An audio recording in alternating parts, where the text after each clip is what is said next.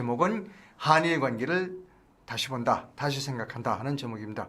한타련 대표이신 최덕규 대표님 나와 계십니다. 네, 반갑습니다. 오늘 뭐 매주 수고가 많으십니다. 네, 자 오늘은 그 제목이 친일과 반일 사이. 박정희 대통령에 관한 얘기입니다. 자 이제 뭐 먼저 풀어나가기 전에 뭐 성명 하나가 발표됐어요 보니까.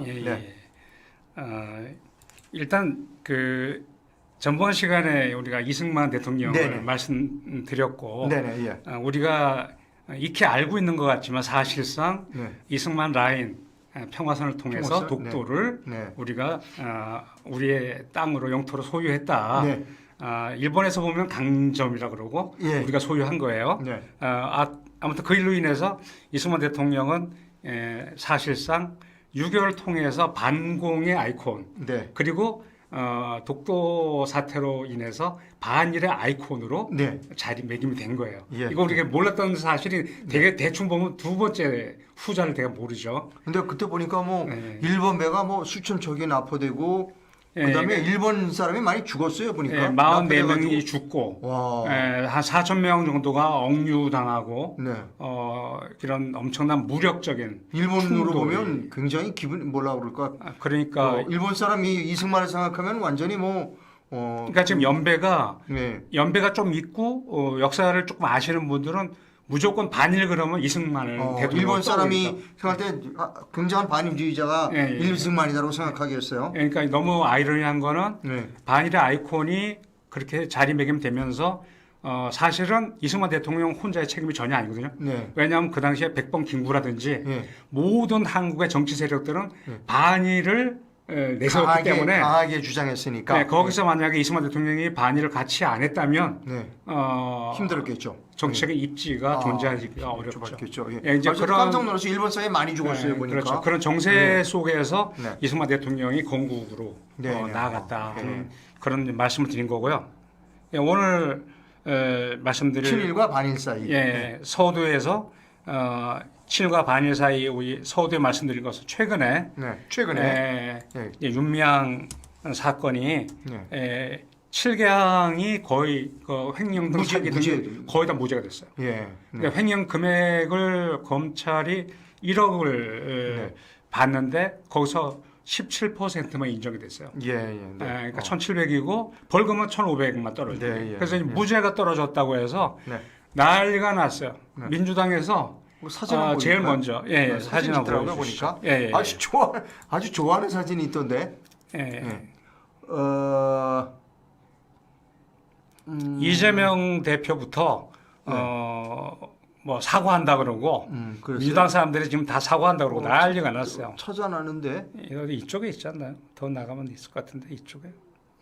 아니고 아까 찾아나는데 여기 있습니다. 뭐 난리가 났어요. 이겁니다, 이거. 근데 겨우 이제 1심 판결인데 이 사람들은 이 무죄 판결을 1,500만 원 벌금에 그친 이 판결을 본인들은 기정사실화 하려고 하는 거예요. 그런데 지금 그 한동훈 법무장관은 이것은 이 국민 법감정에 전혀 맞지 않다. 그래서 막 항소했죠 검찰이. 그래서 항소심에서 진검승부하겠다 이렇게 좀 나오고 있는 거예요. 그러니까 이렇게 좋아할 일도 아니에요. 지금 너무 웃잖아요 지금. 웃잖아요 지금. 근데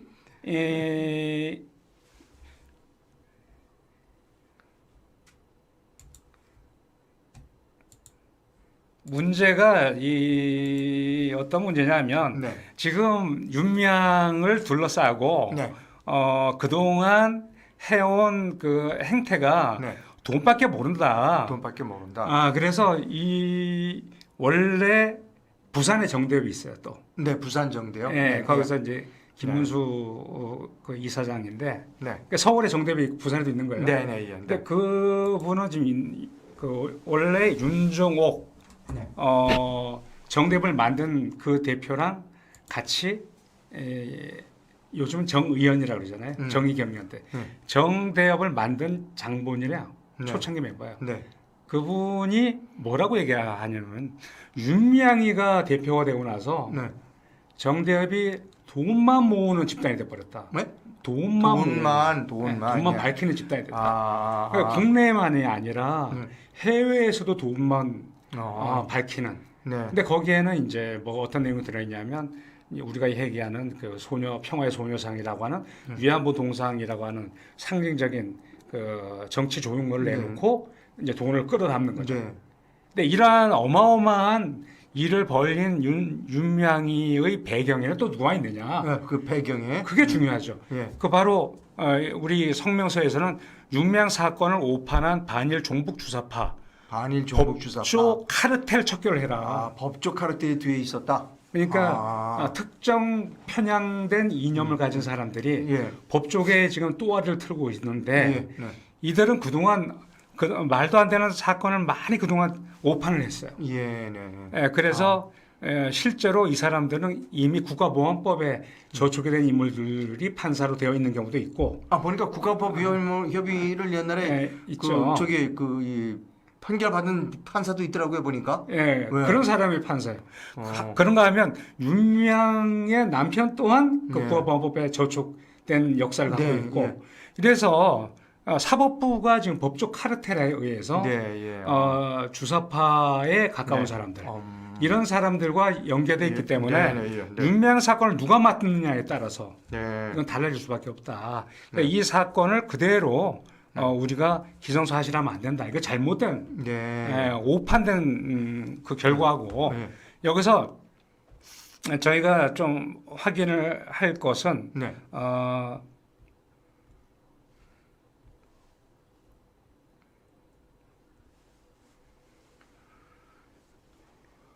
이 첫 단추가 그렇게 무서워요. 그러니까 그 이승만 대통령이 평화선으로 반일로 첫 단추가 딱 되잖아요. 그러면 국시가 우리나라의 국시는 뭡니까? 반일이었네요 그때 보니까. 반공을 국시를 해놓고 플러스 반일이 국시인 거예요. 반공 반일. 이게 지금 변함이 없는 거예요. 근데 그 공산주의는 뭐 코르바초프의 그 개혁 개방으로 인해서 색깔이 좀 옅어지고 그렇죠. 소비에트 무너지고 뭐 푸틴이 요새 이상한 짓 하지만 푸틴은 거기는 자본주의 비슷하게 거긴 또 러시아 마피아들도 많고 막 이랬죠. 이렇게 좀 색깔이 애매모호해지는데 반일은 변함이 없는 거예요. 더 강화되는 거예요. 그 첫 단추처럼 중요한 말씀입니다. 그 첫 단추처럼 윤미향의 정대협이 첫 단추가 완전히 잘못된 거예요. 그러니까 정대협의 한국정신대 문제대책협의회 정신대가 들어있잖아요. 정신대는 아시아 태평양 전쟁 당시에 군수물자를 생산하는 공장에 가서 일한 사람이 정신대. 근데 거기 정신대가 왜 나와요? 그러니까 윤정옥 이화여대 교수가 위안부하고는 전혀 상관없는 겁니다. 상관없는 윤정옥 교수가 이효재 교수랑 덩달아 자신들이 연구를 했다고 하는 연구가 용어 개념 자체를 잘못 설정을 하는 바람에 용어가 잘못됐어요. 용어부터가 잘못됐어요. 당시에 조선 여성, 대만 여성, 일본 여성 이렇게 아시아 태평양 전쟁 당시에 군수공장에서 일하는 그 나이 어린 여성들 중심으로 쭉 모아서 전체가 20만 명이 될까 말까 이런 그런 숫자였어요. 근데 이거를 조선 여성 20만 명이 위안부다 이렇게 돼버린 거예요.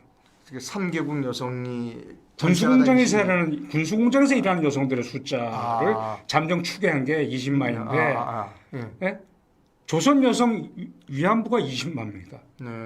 이거는 말도 안 되는 거고. 팩트가 잘못돼. 기본적인 팩트가 잘못됐어요. 개념도 잘못되고. 용어부터 잘못됐어요. 그런데 이제 그 당시에 성병 관리하느라고 콘돔 숫자로 추산한 인원수를 하면 한 5천 명 정도가 그때도 콘돔이 있었어요? 일본 군인들은 콘돔을 철저하게 사용했습니다. 그래요? 그때도 콘돔이 있었군요. 있습니다. 예, 콘돔의 역사를 가보니 삐뚤어가는데. 그래요? 근데 이러한 잘못된 그 오판을 위안부 개념으로 들어와서 이걸 가지고 20만 명뿐만이 아니에요. 영화 속에서 유명한 영화 있어요. 강철비. 그 영화에는 위안부가 40만 명이 끌려갔다. 이렇게 나옵니다. 40만이면 엄청난 병력이네 그거.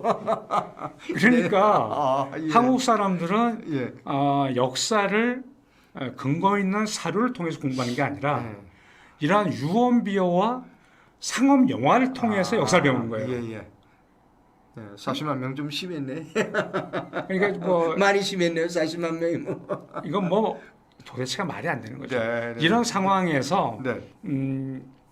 윤명이 이 애들 말로 뻥튀기 된 반일파리를 통해서 후원금, 기부금을 모아서 자기 개인 돈처럼 막 그런 일을 벌이고 또 거기에 기로노 그 어르신 계세요. 그분 재산을 자신이 강제로 이렇게 기부하는 것처럼 그런 식으로 또 유도하고 이런 일을 벌려서 걸린 사건이에요. 그런데 무죄야. 이 무죄입니다. 이게 1,500만 원 선고 뭐 이렇게 나왔는데 사실 1,500만 원만 해도 이거는 이 사람은 국회의원 하면 안 돼요. 그런데 이 사람들이 이게 좋다고 좀 난리가 난 거예요. 주섬 이제 저 3심까지 가면 국회의원 다 끝나요. 저 임기. 그렇죠. 여기뿐만이 아니라 바로 이 위안부 사건이 이 윤명이 있는 쪽은 주로 기독교인들이 모인 곳이에요. 그러니까 한국 정시대 문제 대책협의회를 만든 당시에 구성원들은 주로 여성 단체예요. 여성 단체인데 그들이 대부분 개신교나 카톨릭 신자들이에요. 그러니까 성에 대해서 매우 배타적인 그 금욕적인 쪽에 많이 관심 있는 분들이죠.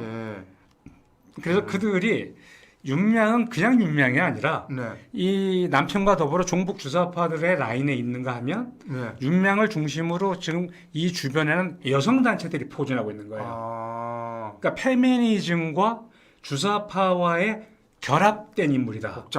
복잡하게 돼 있네요. 보니까. 20만 명이 끌려갔다, 40만 명이 끌려갔다 하면서 이제 한국 여성 단체가 먹고 사는 엄청난 그 자양분이 된 것이 바로 위안부 사건의 핵심입니다. 이거는 여기를 그대로 증언을 베껴서 이들이 이제 나름대로 코디를 한 게 있죠. 그 증언을 그대로 유엔으로 가져간 쿠마라스와미 보고서가 있어요. 이걸 유엔으로 수출을 해서 그걸 다시 도입을 해서 전 세계 뿌리고 막 전 세계 동상 세우고 이러면서 가는 곳곳마다 일본 정부와 충돌하고 있어요. 근데 이걸 그동안 한국 정부는 뭐라고 얘기하냐면 민간 단체가 하는데 한국 정부가 개입하기 뭐하다. 그러면 일본은 가는 데마다 부딪히니까 이제는 한국 정부하고 상대를 해야 되느냐 민간 단체하고 상대해야 돼. 알고 보니까 민간 단체도 아니에요. 왜냐하면 얘네들이 여성가족부로부터 지원금도 받고. 여성가족. 그러니까 국가에서 위안부 지원 및 기념 사업에 관한 법률 또 이런 걸 만들어 가지고 그런 법이 있어요. 이런 걸 또 국고와 같이 지자체에서 지원을 해. 이런 말도 안 되는 일이 벌어지고 있는 사건에 바로 이 중요한 그러니까 상징적인 인물이다. 심각한 문제네요. 그런데 여기에뿐만이 아니라 여기 기독교라고 그랬잖아요. 기독교. 불교가 또 있어요. 불교? 나눔의 집이라고 있어요. 한번 이제 사진 좀 올려주세요. 나눔의 집이 나눔의 집. 그래요? 볼까요? 경기도 광주시 퇴촌면. 잠깐만요. 나눔의 집. 찾아보겠습니다. 아까 나눔의 집이 여기 어디 있을까? 여기 있네요. 자, 이게 나눔의 집. 대한불교조계종 사회복지법인이에요. 원래는 원래 지금도 그래요. 사회복지법인 불교종 사회복지법인 나눔의 집인데 기독교에서 위안부를 반일파리 사업으로 잡았는가 하면 불교에서는 또 왜 이 할머니들이 어르신들이 기독교 쪽에 가까우신 분들도 있고 불교 쪽에 가까우신 분이 있을 거 아니에요. 어르신분들은 불교 쪽도 많을 거예요. 그분들이 이쪽에 또 이렇게 오신 거죠. 그래서 이렇게 이 흉상을 만들어서 이분들이 또 사업을 하는 거예요. 근데 지금 이 사람들은 또 스케일이 규모가 또 달라요. 지금 이걸 여기에 그래요? 모은 돈을 가지고 고급 호텔급 양로원을 짓겠다, 요양원을 짓겠다고 지금 설계를 하고 있는 거예요. 그래가지고 지금 여기 난리가 났어요. 그동안 여기서 일하던 그 직원들 중에는 선의로 일하는 활동가들이 있어요. 그 사람들이 활동가들이라고 여기서 인권활동가 비슷하게. 그러면서 이 사람들이 공익 제보를 했어요. 참여연대에 가서. 예. 이 사람들이 후원금 모아가지고 할머니들 위해서 일하지 않고 여기다가 고급 그 요양원 짓는다고 한다. 이건 취지에 맞지 않다. 예. 이래가지고 지금 그 사람들이 소송 중에 있어요. 네. 그 사람들 다 쫓겨났어요. 7명으로 알고 있는데 쫓겨나서 1인당 손해 청구를 지금 1억 원씩 해서 7억 원 지금 그 손배 청구 소송하고 있어요. 그 사람들이 나간 대신에 다시 이제 이사지는 여기 그 스님들로 다시 다 채웠어요. 스님? 네, 중들이 다 채운 거예요. 중들이 다 채워서 옆에가 여기 이제 뭐 역사관이라고 하나 만들어 놓고 근데 저희들이 한 달에 한 번씩 한타련에서 이곳을 갑니다. 가서 성명서를 발표하고 이곳에 전달하기도 하고 저희들이 공개적으로 외부에 노출시키는 거죠. 그래서 나눔의 집이 그동안 나눔의 집이 이 그동안 모은 어마어마한 그 100억대에 달하는 그 자산을 지금 요양원을 짓겠다고 하는 그 프로그램을 취소해라. 그리고 여기 지금 3분 살아 계세요. 3분 니네들이 모시지 말고 공공 요양원으로 보내드려라. 네. 그리고 이 후원금은 후원금을 원래 내신 분들에게 반을 해라 하는 게 저희들의 요구예요. 근데 이 사람들은 절대 양보 안 하죠. 지정 후원금이 있고 비지정도 있는데 비지정은 우리가 만들어 쓰는 거다 이런 식으로 빠져나가는데 이 사람들도 지금 재판에서 판결이 난 게 있어요. 판결이 나서 지금 재판에서 이 사람들이 여기에 시설장 이 움직이다 시설장이 전에 군인 출신이 있어요. 이 사람이 지금 징역 받았어요. 징역 들어갔어요. 2년 6개월 들어갔어요 지금. 구속됐습니다. 구속됐는데 이 사람들은 꼬리 자르게 하는 거죠.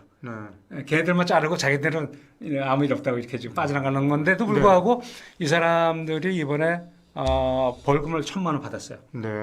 이유는 뭐냐면 여기 불법으로 부동산을 취득한 거에 대해서 이제 벌금 맞은 거예요.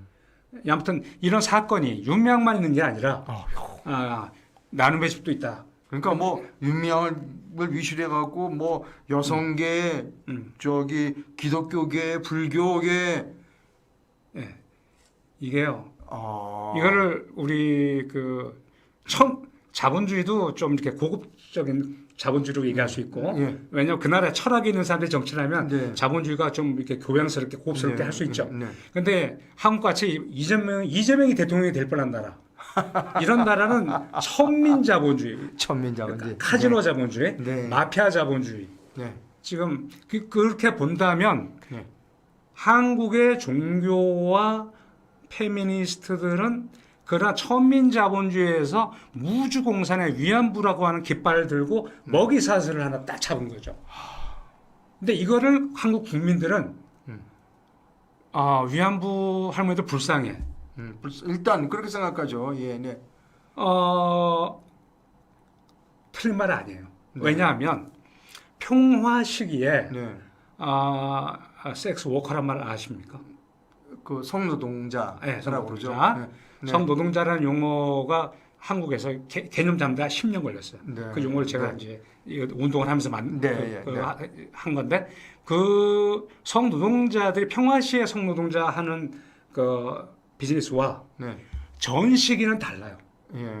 그러니까 지금 우리 그 한타련 홈페이지 위에 나와 있는 문옥주 그 어르신 같이 그 기록에 나와요. 그러니까 미군이 폭격을 하면 배가 뒤집혀서 일반 그 군인들도 죽고 여기 위안부들도 죽고 그래요. 그렇겠죠, 뭐 폭격이 그래요. 그리고 평화시의 성노동자들이 이렇게 안락한 룸에서 성을 판매한다면 토굴 속에서 전시에 죽어가는 사람들 옆에서 토굴 속에서 몸을 판다고. 그러니까 그 참담한 현장은 이루 말할 수가 없어요.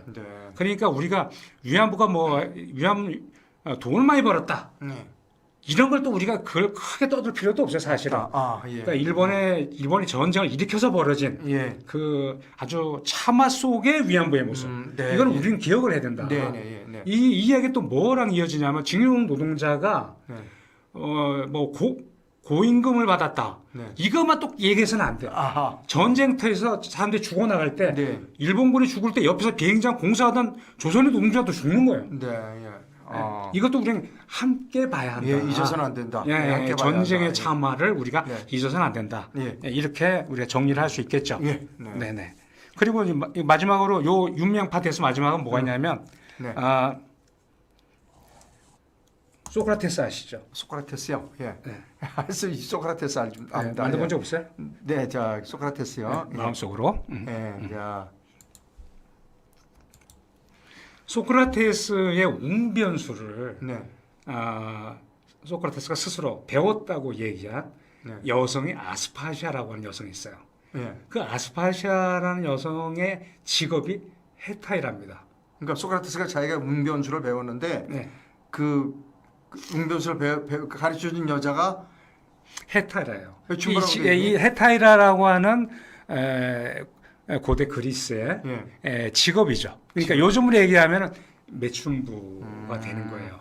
근데 매춘부 중에서 굳이 고급 매춘부 뭐 이런 식으로 표현할 수 있겠죠. 소크라테스가 뭐 웅변수를 배울 정도로 그러니까 왜 조선이 끝나고 일제 시대 넘어오면 왜 우리 한국사 조선 일제 시대에도 네네. 자유부인이 생기잖아요. 예. 자유연애. 네네. 예. 그런 것처럼 네. 자유로운 여성들이 고대 그리스 사회에서 네. 철학을 공부하고 네. 정치를 그 당시에 군인들, 네. 정치가들을 접하면서 네. 그들과 자유롭게 커뮤니케이션을 한 거예요. 네. 대단한 거죠. 예. 근데 거기에 또 어느 정도 미모까지 겸비한 네. 예. 그런 여성을 그 고급 매춘부 집단 헤타이라라고 그래요. 헤타이라. 네. 그 중에 한 사람이 아스파시아가 바로 소크라테스의 웅변수의 스승이었다. 사람이었다. 그런데 이 역사를 말씀드린 이유는 예. 고대 그리스 사회는 우리가 얘기할 때 뭐라 그래? 헬레니즘 사회라. 그렇죠. 네. 헬레니즘 사회가 로마가 들어오면서 네. 헤브라이즘으로 바뀌어요. 예. 기독교 유일신 사상이 들어오면서 네. 갑자기 네. 성에 대해서 관용을 지녔던 네. 헬레니즘 문명이 완전히 파괴됩니다. 예. 파괴되면서 서구 문화가 네. 일신교, 예. 뭐 바이블이라고 해서 바이블 또 다 모르냐면 바이블에 넣었던 것도 있고 뺐던 것도 있고 이 짬뽕이 돼서 그때 복잡하게 했는데 아무튼 일신교 그리고 순결 이데올로기. 그러니까 예수님은 하늘에서 이렇게 뚝 떨어져야 되는 거예요. 동정영어로. 절대 그 예수님은 그 섹스에서 나오면 안 되는 거예요. 이해하시죠? 예. 그걸 어떻게 이해하세요? 동정녀 마리아가 뭐 아기 낳았다고 그러잖아요. 그죠. 우리 주일학교에서 배웠잖아요. 주일학교 다 배웠잖아요. 예. 그래서 우리가 거기 최대 피해자가 요셉이죠. 요셉은 뭔가요, 그러면? 축제인가? 자, 웃자고 얘기하고. 좀 복잡해요. 아무튼 그런 관계로 인해서 지금 한국 사회와 한국 사회가 성적으로 도덕주의 쪽입니까? 좀 성적으로 좀 열린 사회입니까? 보시기에 도덕주의예요, 우리나라는. 그런가요? 그 개념적으로는 도덕주의. 그러니까 그 이면은 좀 그건 다른 얘기고. 다른 얘기고. 그 추구하는 이념 이런 것들은 도덕주의입니다. 이 말씀드린 이면은 뭐 좀 얘기가 이 말씀드리는 이유는 바로 한국 사회에서는 헤타이라가 존재할 수가 없어요. 그렇죠. 왜냐하면 현재 윤미향과 같은 여성주의자들은 여성은 피해자다. 매춘 여성, 성매매 여성은 무조건 다 피해자다. 라고 얘기하면서 본인들이 우리는 너희들이 거둬줄게. 입담으로. 이러면서 성매매 특별법을 만들어서 본인들이 전국의 집창촌을 다 없애는 정책을 그대로 집행하고 있어요. 그래서 이미 권력을 다 먹었는데 여기 특별한 에피소드 하나, 비밀을 아닌 비밀. 제가 우연히 노무현 대통령에 대해서 당시에 노무현 대통령 비서실에 있던 노무현 대통령 비서관하고 제가 소통을 했어요. 그래서 제가 알아낸 거예요. 뭐냐? 어느 날 노무현 대통령이 식사 중에 그 성노동자들, 네. 우리가 얘기하는 뭐 매춘 성매매 여성들을 그들이 합법적으로 네. 노동하고 일을 할 수 있게 네. 그렇게 하면 어떻겠느냐, 네. 유럽처럼 예, 네. 라고 제안했어요. 매춘의 합법화. 예. 예. 그랬더니 그 대통령 비서진들이 그 예. 페미니스트들이 많아요. 난리가 났어요. 그래요? 그래가지고 네.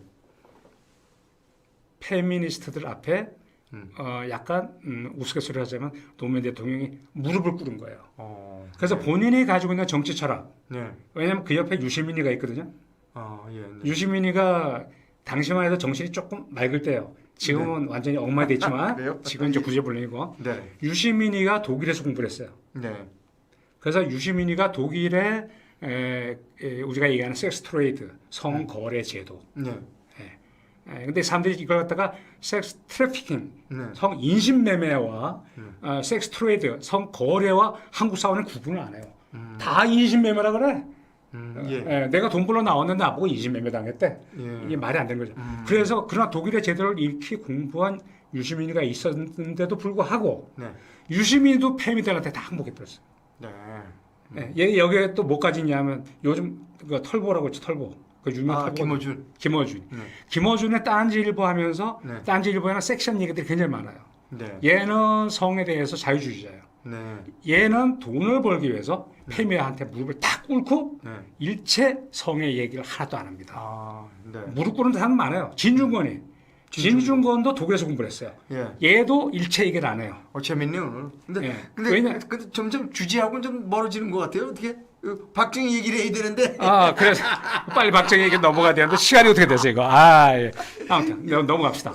예. 그렇게 해서 이런 문제가 예. 비단 윤명의 문제만이 아니라 종교의 문제고 한국의 성적 근엄주의, 네. 도덕주의, 금욕주의에 그대로 연결된 여성주의자들의 문제를 우리는 함께 지금 위안부 문제에서 우리가 앓고 있다. 네. 치명적인 거. 한국의 남자들이 오늘날 최대 피해자고 남자들은 모두 가해자로 지금 관념되어 있기 때문에 네. 더 이상 얘기하는 건 다음 시간에 하고 오케이, 박정희 이제 오늘 본론으로 들어가자고요. 네. 본론을 하기엔 너무 많이 지나갔나 시간이? 그러나 매우 중요했습니다.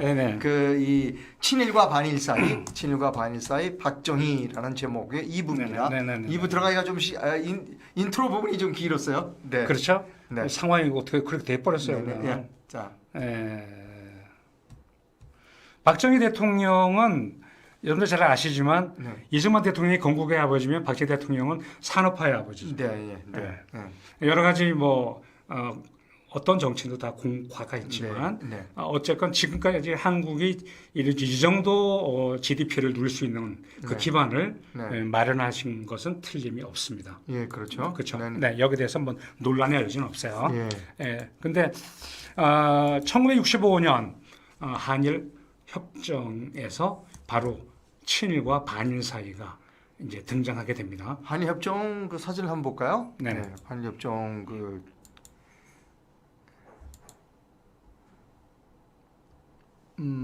요게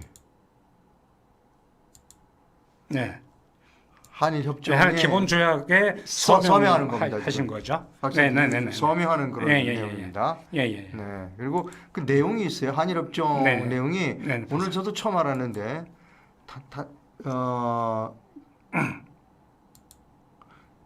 인용이 먼저들 아니야 이건 아니고요. 내용이 하나 있는데 이게 먼저예요, 뭐. 옛날에 고종에 맺었던 거 이거 다 무효다 이게 있어요. 네. 그 현재 한국 사회의 반정부 세력, 반국가 세력은 바로 이 조항에서 조약 및 그동안 대일본 지역과 대한 지역을 맺은 협정이 무효를 인정하지 않습니다. 아니 이해가 안 되는데. 왜냐하면 불법이다라고 해요. 왜? 불법이라는 거예요. 불법은 그냥 살아 있다는 거예요. 불법으로 대한제국을 침탈해서 강점했기 때문에 이것은 너희들이 무효라고 해도 무효가 아니다. 그대로 불법이다. 그러니까 불법은 유효하기 때문에 너희들은 영원히 사죄를 해야 되고 추가 법적 배상을 해야 된다. 기본적인 차이가 있네요. 이게 나는 이걸 보고 깔끔하게 과거는 정리가 되었다. 이거 보니까 보세요. 1910년 8월 22일 및 그 이전에 대한제국 때 일본 제국 간에 체결된 모든 조약 및 협정이 이미 무효임을 확인한다. 근데 나는 이걸 끝난 줄 알았더니 그 다른 우리 세력들은 무효가 아니라는 거예요? 전혀 아니죠. 그 사람들은 지금 민노총, 네. 전교조 네. 등등을 위시한 현재 한일 기본조약을 부정하는 네. 그리고 좀 더 리얼하게 얘기하면 박정희를 부정하는 네. 좀 더 나가면 이승만도 부정하는 그 세력이죠. 그 사람들은 무효가 아니고 아예 불법이다. 아예 불법이다. 불법이니까 너희들은 이 한일 협정 자체를 인정할 수 없다. 이렇게 되는 거예요. 어떻게 하라는 거예요, 그러면은? 어떻게 하는 게 없죠. 그냥 그런 얘기가 어디 있어요? 그냥 네. 국제법을 네. 존중해야 되는데 네. 한일 간의 맺은 조약은 국제법이에요. 네. 국제법을 인정하지 않겠다는 건데 네. 중요한 것은 한일 간의 문제로 끝나는 게 아니라 바로 한일 협정을 맺게 된 배경이 한국과 미국과의 관계죠. 네. 자, 여기 보니까 또 하나 이제 그냥 한일 협정의 내용들 기왕 보고 좀 가죠. 또 보고 가면 협정의 내용이 이렇습니다.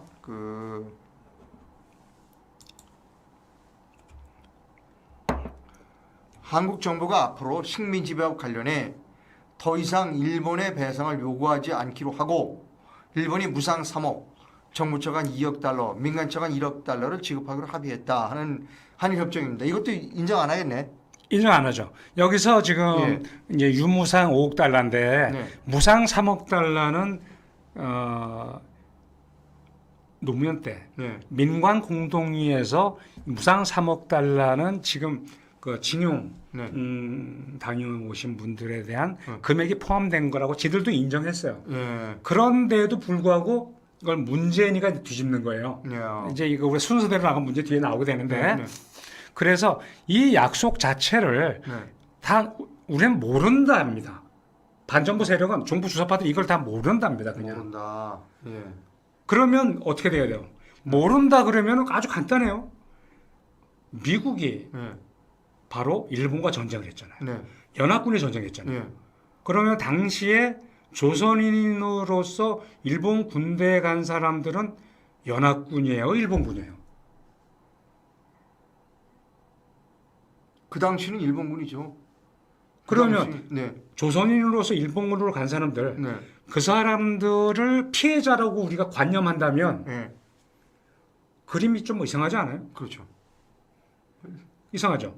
근데 미국이 일본을 패전국 군인이었으니까 바로 그겁니다. 그래서 포로 수용소에서 간수로 일하던 조선인 간수들도 B급 전범으로 처형당한 그런 케이스가 기록이 있습니다. 나오잖아요. 나오긴 합니다. 그건 바로 연합군의 적군이라고 관념이 이미 되어 있기 때문에 일본군의 하나로서 그렇게 된 거예요. 그런데 지금 우리는 뭐라고 얘기하냐면 저 부산에 가면 일제 강제 동원 역사관에 가면 일본군으로 간 조선인들도 다 피해자로 그냥 이렇게 관념을 하게 되는 거예요. 숫자가 다 피해자야. 근데 뭐 강제로 끌려가서 징병 간 사람들은 그렇게 얘기할 수 있지만 지원해 간 사람들도 많았어요. 그래서 예를 들자면 박정희 대통령은 지원해 갔죠. 지원해서 우수한 성적으로 만주공관학교 졸업했죠.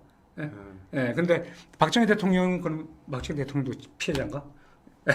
약간 이상해지는데? 좀 복잡하고 이상하죠. 근데 미군이 일본군을 패퇴시키고 조선을 한반도를 점령했어요. 미 군정이죠. 그렇죠. 그러면은 이걸 다 무상 정부 차관 2억 달러 이런 거 다 부정하면 간단해요. 미국이 일본으로부터 받아서 우리한테 넘긴 국유재산 있죠. 우리가 적산이라고 얘기하는데 귀속재산. 이거를 인정하지 않으면 그걸 일본한테 다 돌려줘야 돼. 그때 보니까 미군이 좀 엄청난 일을 했더라고요. 그러니까 국제법도 어기고, 그러니까 일본 정부의 재산을 압류해서 한국 정부에 줬다는 것까지는 이해가 가는데 이제 배를 타고 일본으로 돌아가는 일본인들 있잖아요. 민간 재산은 다 압류했더라니까. 사유 재산까지. 다 뺏었더라니까. 그러니까 그게 말이 안 되는 거예요. 사유 재산이 그 사람들 알몸으로. 그러니까 뭐 일단 반지까지 뺏었어요. 일본이라든가. 그래갖고 일본 민간의 재산까지 다 뺏어서 한국 정부에 넘겼더라고요. 이건 말이 안 되죠. 요즘은 아마 그렇지는 않을 겁니다. 아마 지금 또 이러냐면 요즘에는 아마 그렇게 못할 거예요. 그 당시 아마 전쟁 끝나고 그랬으니까 그랬지. 요즘은 국제법으로 그런 거 인정 못할 겁니다. 그죠? 민간 재산을 뿜는. 그러다 보니까 지금 어떤 현상이 생기냐면 네. 일본에 우리가 얘기하는 이제 우파로 그 중에 일부는 군국주의를 그리워하는 사람들이 있어요. 네. 제가 참 그 아이러니해서 왜냐하면 제가 지금 한타령 운동하다 보면 그런 사람들하고 이렇게 연계가 되는 수가 있어요. 그렇겠죠. 근데 연락 안 할 수도 없고 할 수도 없고 애매한 경우. 왜냐하면 그 사람들은 실제로 그리워해요. 그 중에 일부는 왜냐하면 옛날을 그리워한다. 왜냐하면 우리가 전쟁에 이겼다면 이렇게 억울하게 우리가 패전국으로 사실상 미국의 식민지처럼 우리가 살고 있지는 않을 거 아니냐. 그 사람들 입장에서 보면 또 그럴 수도 있어요. 그래서 생각하겠죠. 전쟁 이겼다면야. 야 이겼다면 우리가 뭐 위안분이 징용이니 우리 일본인의 일원으로 제2식민으로 일한 조선인들 한국인들한테 이렇게 우리가 국제적으로 개망신당하고 살 수 있느냐. 우리 졌으니까 당하는 수모 아니냐. 이런 거예요. 그런 사람들이 있는가 하면 정반대로 천황제도가 있으니까 바로 군국주의가 태동이 되어서 전쟁이 벌어진 거다. 그러니까 이것 때문에 일본이 민주주의가 발전이 안 된다. 일본은 영원한 잔민당 체제다. 그런 사람들이 볼 때는 한국이 또 위대해 보여. 한국은 정권이 교체되는 나라예요. 그렇죠. 수평적 정국이 이제 여러 번 일어났잖아요. 그리고 그 사람들이 볼 때는 뭐 민주화 운동이나 뭐 여러 가지 학생 운동이나 굉장히 그 다이나믹한 사람들. 액티브. 근데 일본은 어떻게 돼요? 조용해요. 조용해요. 그럼에도 불구하고 테크놀로지가 발달해서 그동안은 일본은 스스로 선진국으로 자리매김하고 있는데 요즘 또 뭐 한국의 유명 브랜드가 막 나오면서 한국에 또 앞섰다고 또 난리도 치고 그런 많이 있어요 우리나라. 그런 사이에서 일본의 좌파들은 군국주의를 비판하기 위해서 징용 문제, 위안부 문제에 또 편성을 해요. 그게 그런 배경이 있군요. 이게 또 뭡니까? 그런데 이걸 또 이용하는 거야? 복잡하게 얽혀 들어가네. 그러니까 그 중에 뭐 대표적으로 뭐 일본의 공산당, 사회당, 그리고 좌파 지식인들, 그 뭐 이름 알만한 다 지식인들 많아요. 그 사람들 개인적으로 만나면 좋은 사람들이에요. 그런데 일본의 군국주의를 없애기 위해서는 이렇게 징용 문제 이런 거 가지고 끄집어내서 계속 공격해야 되는데, 이거 정치적인 아젠다로 자신들이 활용을 하는 거죠. 그러다 보니까 군국주의하고 이게 또 충돌이 벌어지고 있고 아주 묘한 상황입니다. 여기에서 박정희 대통령이 1965년에 미국이 남하는 공산 세력들을 저지하기 위해서 바로 한반도에 마지노 전선을 치면서 한일 협정을 기본조약을 체결하게끔 압력을 넣은 거잖아요. 그러니까 일본으로서는 선택의 여지가 없어요. 패전국에 뭔 힘이 있습니까? 뭐 이따만한 메가드 앞에 요따만한 청왕이 이러고 있는데 그 게임이 안 되는 거예요. 그거. 실제로 애들 다루시 했잖아요. 그렇죠. 그래서 아무튼 그런 상황 속에서 박정희 대통령은 한일 기본조약, 사개협정, 어업에 관한 협정, 제일교포, 법적 지위, 대우에 관한 협정, 제3및 청구권에 관한 협정, 이게 제가 청구권 협정이에요. 문화재, 문화협력에 관한 협정. 이 협정이 굉장히 과학적이에요. 이 협정을 맺기까지 14년 걸렸습니다. 14년. 그러니까 우리 건국 이후부터 끊임없이 미 당국에 의해서 한일 간의 마찰을 없애야만이 한미를 삼각동맹으로 저지한다. 이러한 미국의 원대한 구상 때문에 그동안 14년 동안 이걸 준비해온 거예요. 이 기록이 어마어마합니다. 그래서 나온 이 데이터가 바로 한일 기본조약이 체결된 거고 여기에 박정희 대통령이 만약에 지금도 어떤 대통령이라고 하더라도 이 정도 한일 협정 만들기 어려워요. 그런데 우리는 어떻게 교과서에서 배웠냐 하면 일본한테 다 항복 문서다. 이렇게 우리는 교육을 배운 거예요. 네, 네. 그래서 당시에 한일협정 반대 데모, 네. 그 학생 데모부터 시작해서 네. 엄청나게 데모가 있었잖아요. 네. 이 데모를 우리는 정당하다고 봤어요. 네. 그런데 지금 와서 역사를 쭉 다시 디테일하게 예. 저도 반쪽이었어요. 네. 예. 그런데 공부를 하다 보니까 네. 이 내용에 들어가서 보니까 네. 상당히 합리적이에요. 네. 예, 그래서 결과는 오늘날까지 이렇게 산업화 기틀이 됐는데 네. 여기에서 바로 한일 어업 협정은 매정을 좀 보자고요. 그렇죠. 네. 이승만 라인과 변화를 가져옵니다. 네, 네, 네. 자, 이게 이승만 라인이에요. 예, 독도가 들어있죠. 이건 뭐 완전히 그냥 이렇게 쫙 거서 독도 완전 안쪽은 이게 다 이승만 우리 겁니다, 이거. 그죠. 예. 근데 이제 박정희가 이제 한일 협정을 맺을 때 어로 협정을 좀 보면 이렇게 됩니다. 요게 이제 독도가 예전에 이승만 라인 이렇게 됐었었는데 요게 공해로 됐습니다. 공해. 예. 그러니까 이제는 여기서 일본 어민이나 한국 어민이 같이 공동 어로 행위를 할 수가 있는 거예요. 네. 그죠? 예. 이걸로 공격을 많이 받았을 것 같은데. 독도를 팔아넘겼다. 예. 라고 했는데 공격을 많이 받았겠습니다. 네. 거기가 끝이 아니에요. 예. 왜냐하면 독도에 저반 시설을 나중에 하게 되는데 여기에 한국 해경이 상주를 합니다.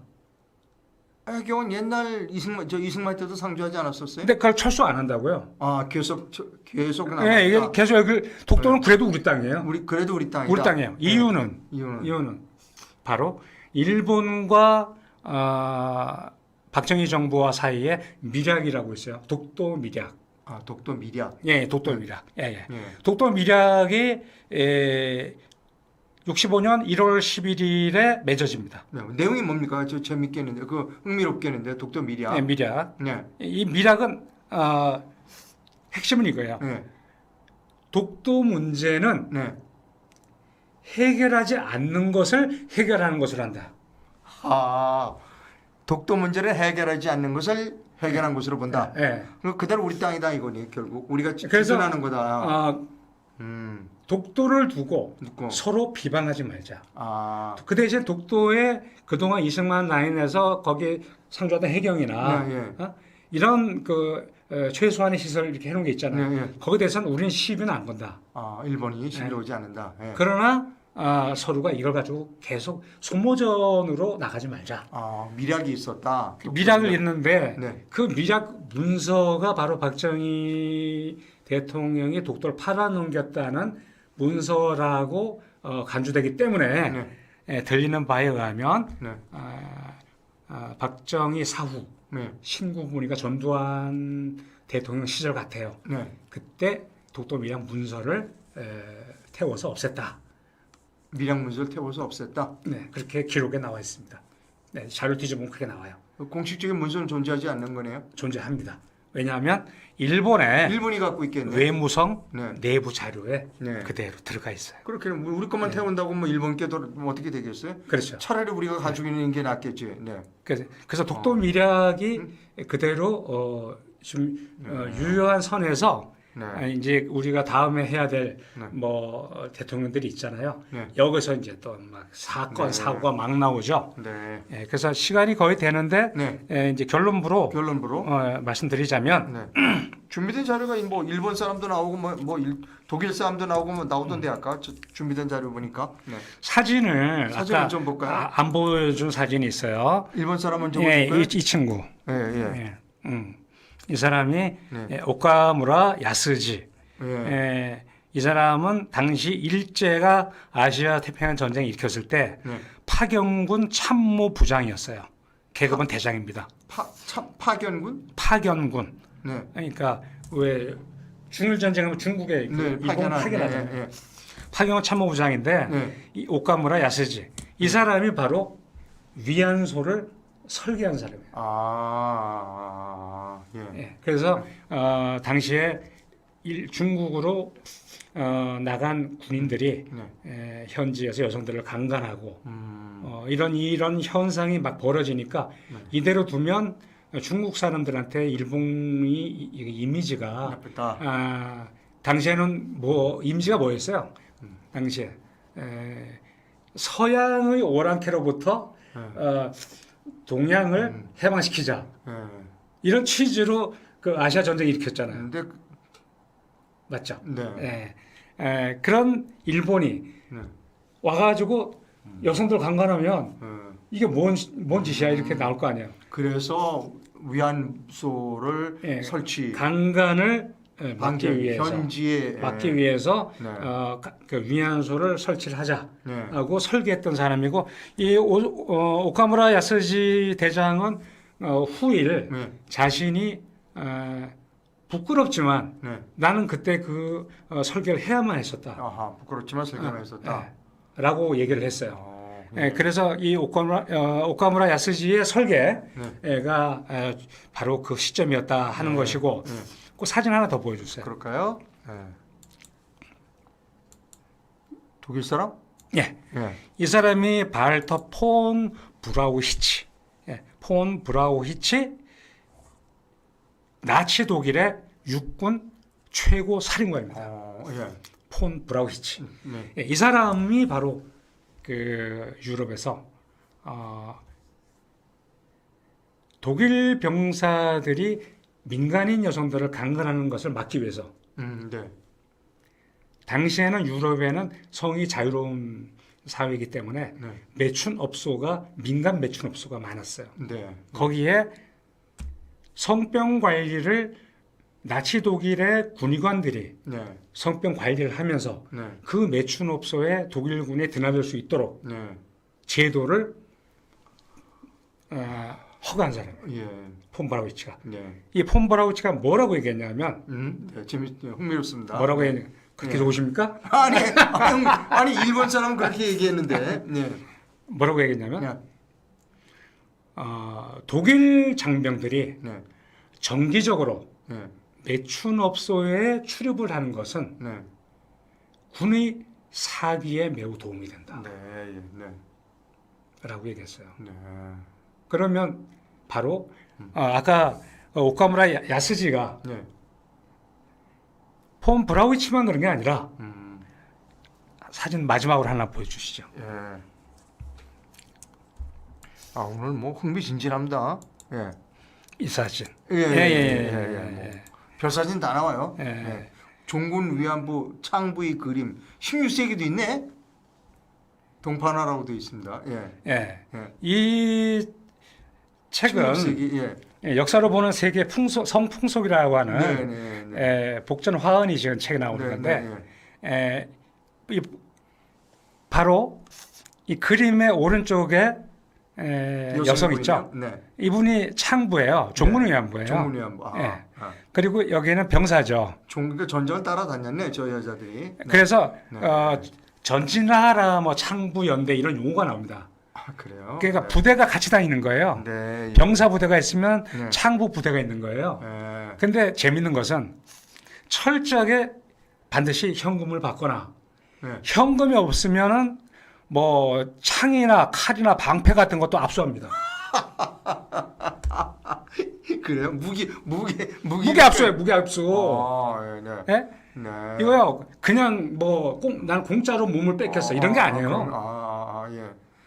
그 정도로 역사가 아까 애초에 제가 그 헬레니즘의 그 바로 헤타이라 말씀드렸지만 16세기에 이런 자료가 나오고요.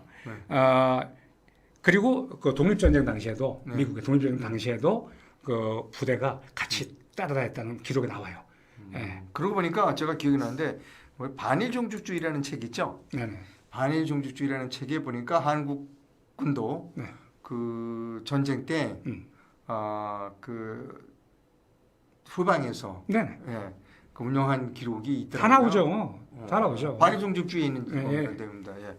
오늘 뭐 그냥 육군보부절에서 그 친일과 반일 사이 박정희에 관계되는 얘기도 매우 귀중하고 흥미로운 얘기도 있었고 그러니까 이런 말씀을 드리는 이유는 네. 이러한 역사적인 이 성의 역사학, 네.